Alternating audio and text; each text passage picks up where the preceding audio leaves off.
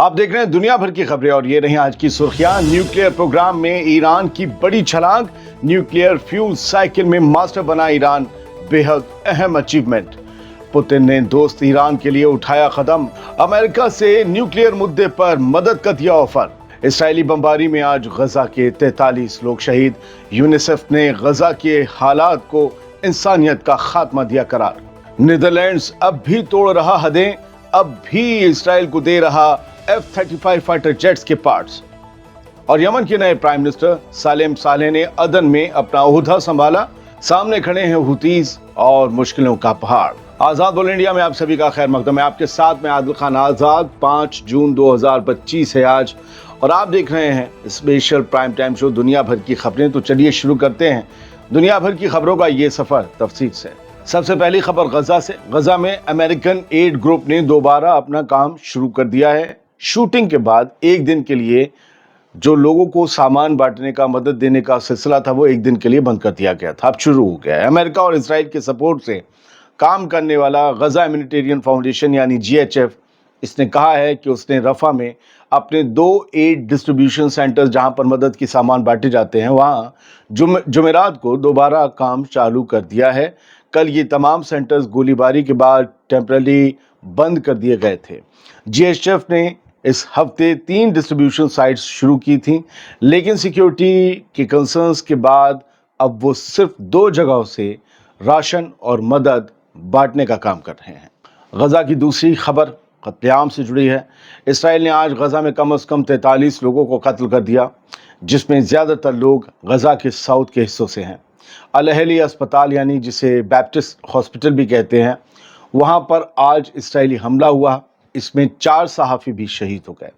गजा का हर कोना अब भी इसराइली बमों का निशाना बन रहा है और मासूम लोग इस जंग का सबसे बड़ा नुकसान उठा रहे हैं।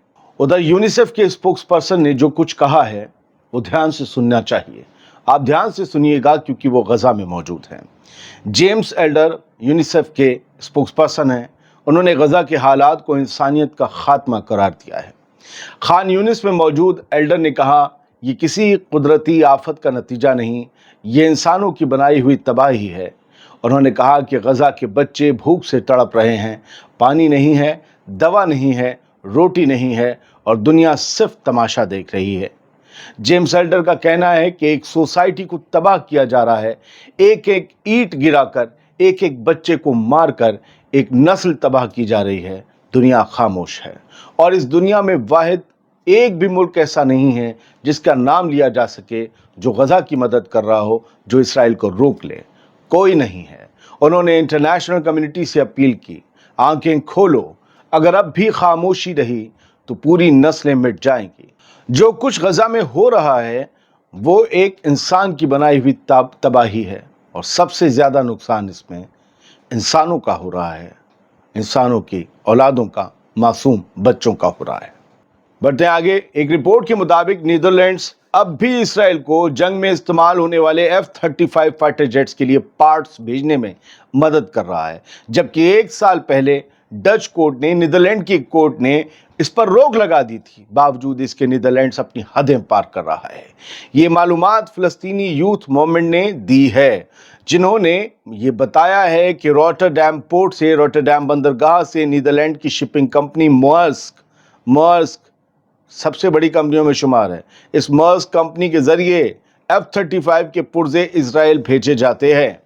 इसका मतलब ये है कि नीदरलैंड्स सीधा नहीं लेकिन घुमा फिरा के इसराइल की जंग में उसकी मदद करता आ रहा है, जबकि उस पर रोक भी लगी हुई है।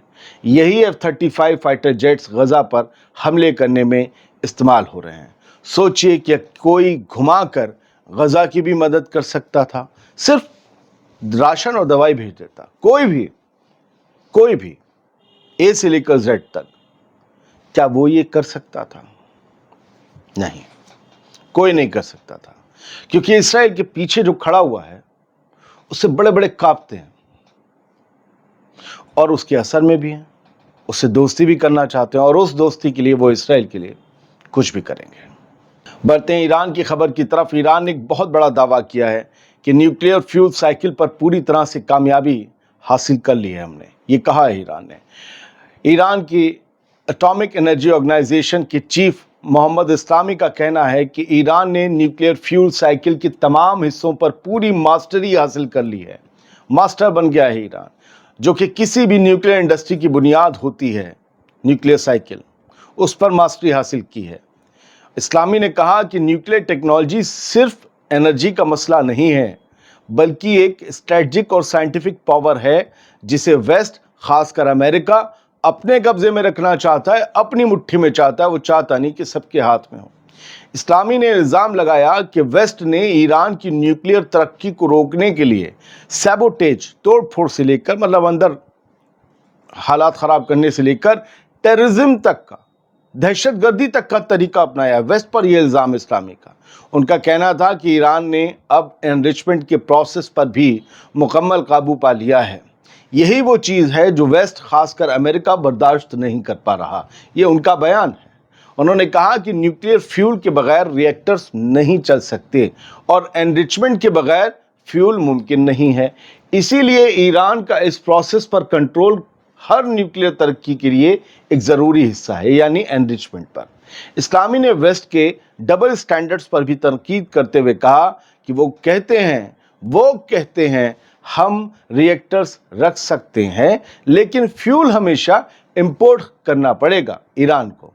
मतलब आप गाड़ी तो रखो, पेट्रोल हमसे खरीदो।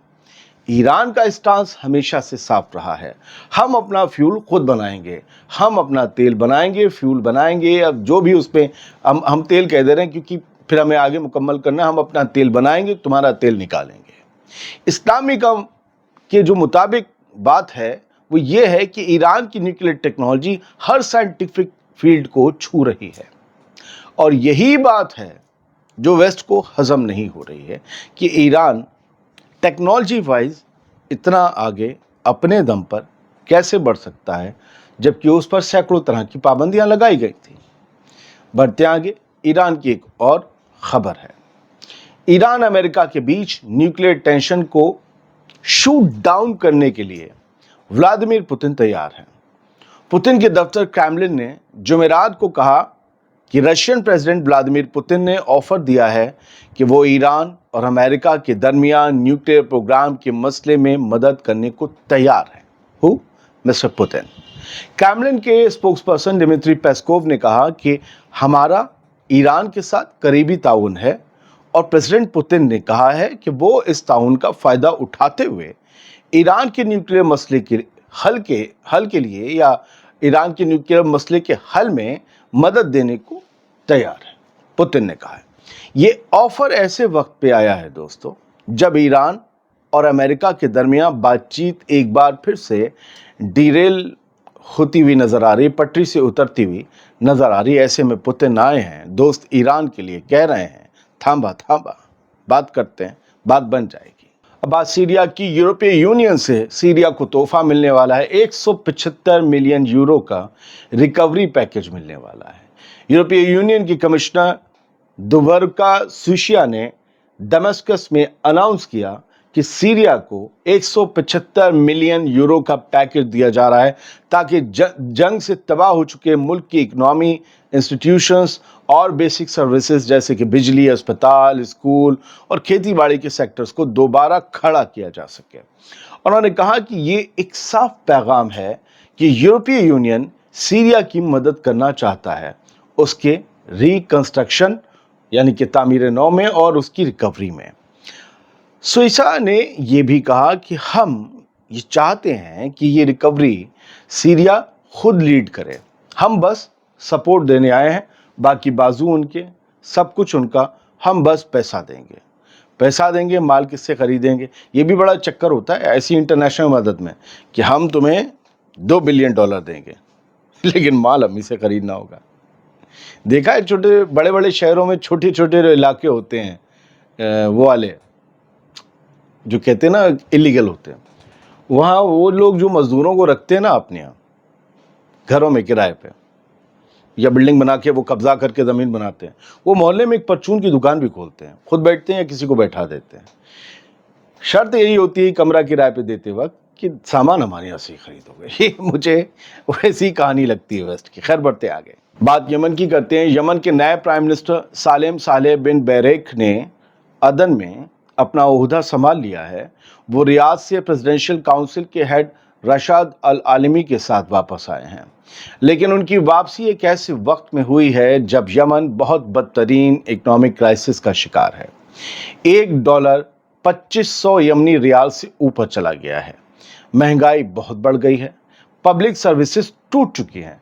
लोगों की जिंदगी इंसानी बुहरान में तब्दील हो गई है। सालेम सालेह के लिए चैलेंज ये है कि हुथीस के खिलाफ इस खाना जंगी के हालात में इकनॉमी को कैसे संभाला जाए और आवाम की बुनियादी ज़रूरतें कैसे पूरी की जाएं। यमन में बहुत से लोगों को ना पता हो, ये यमन की असली सरकार है जिसकी हम बात कर रहे हैं, और असली इसलिए कि पूरी दुनिया इसे तस्लीम करती है। तो और यही पहले थी जिनके खिलाफ बगावत हुई, ये इन्हीं पार्टीज़ की, यानी इस सिस्टम की सरकार। जिसके बाद फिर एक बगावत हुई, खाना जंगी हुई, और हुथीस ने एक बड़े पार्ट पर यमन के कब्ज़ा किया और वहाँ से अपनी पैरेलल हुकूमत चलाने लगे। तो उधर दारुल हुकूमत सना हो गई और इधर दारुल हुकूमत अदन। दो सरकारें एक मुल्क में चल रही हैं। ये यमन की कहानी है। एक ईरान के करीब है हुथीस, और दूसरे ये वाले जो हैं ये रियाद के सऊदी अरब के करीब हैं। तो दो पावर्स हैं और दो पावर्स के पीछे किंग मेकर्स हैं। बहुत बहुत शुक्रिया। सलामत रहिए, खुश रहिए।